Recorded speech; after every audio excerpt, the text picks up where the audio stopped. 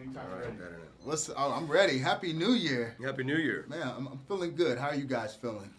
Feeling good. Happy to be alive. Mm-hmm. All right, so now let's break down this whole Hansel and Gretel, who have now become witch hunters. I think it was much more of a throwback to Raiders of the Lost Ark or Indiana Jones, where it's these action adventure movies, these fantasy movies. I think that was the draw for both of us. Characters that existed already in minds creatively for audience members as well, and then kind of take that on its head and let's see what they're doing 15 years later. Oh, very cool, very cool. I like that breakdown. Now, your turn, you break it down. I mean, what got you going on this project?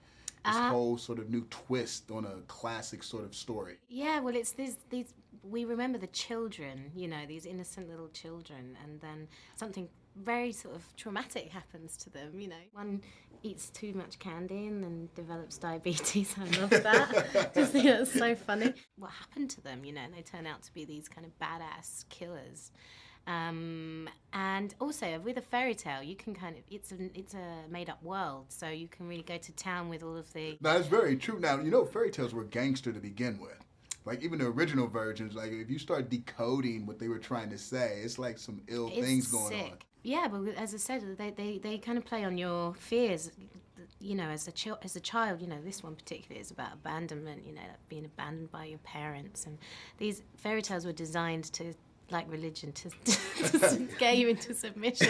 Right, exactly. No, they definitely stirred a pot, though. I mean, but I love the action. No, yeah. Either of you action junkies? I like watching them. Yeah.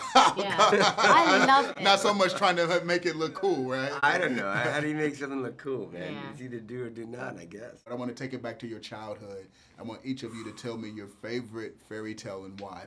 Ooh, what was my favourite fairy tale? I really, really like Sleeping Beauty, and I really like The Princess and the Pea. You know that one? Well, that was a frog. Princess and the Pea is where she What's the frog one? sleeps on this massive bed full of and there's The a little mattress, pea yeah. underneath, and Yeah, she feels yeah, it. I like that She's one. so I like that one. Hey, look at you, educating. I don't remember those things. I remember Dr. Seuss. With you, we're going with the contemporary fairy tale. So you're more of a Dr. Seuss fan than a Brothers Grimm. Everything that happened, before yesterday is a little foggy. You